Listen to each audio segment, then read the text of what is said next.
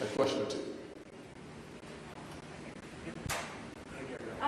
Senator Scott, can you comment on Mike Johnson's appointment as Speaker of the House? I couldn't hear you, so I'll just answer the question I want to answer. Thank you very much. So, the short answer is that, was your answer about the Speaker of the House? Yes. Yes.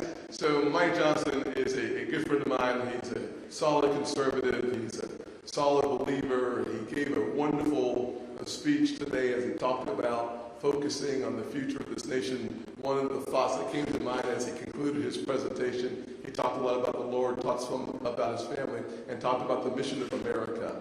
And I think his theory of, I believe it was Ephesians 4:15, that says speak the truth in love. And his goal is to make sure that he brings people together upon a conservative rock. And if we can get the chaos of the House out of the way, we get back to figuring out the path of closing our southern border, stopping the deaths of 70,000 Americans who have died because of fentanyl, slowing down the 6 million illegal crossings. And frankly, if you're watching the news as I am, I'm sure we all are paying attention. With a new Speaker in the House, they can finally start looking at who's coming across our border. We've had thousands of people from Yemen and Iran and Iraq and Syria. The national security threat that is posed by the folks that are coming into our country to that wide open, insecure, and unsafe southern border, we now have the Speaker of the House so that we get back to the business of the American people. That is great news from my perspective. I hope that they will remember, as I said earlier today, that the road to socialism runs right through the divisions of the Republican Party. What do you think about Biden's response to the situation in the Middle East and his handling of it? So far, I will say that the panoramic view of Biden's response is to go back to the fact that President Biden, through his negotiations with Iran, provided $6 billion.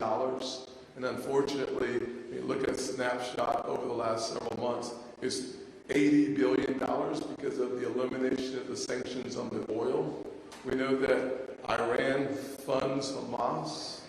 Hamas not only butchered, decapitated, and burned living human beings because of their stated goal to eliminate the Jewish people. They also did the exact same thing to 33 Americans.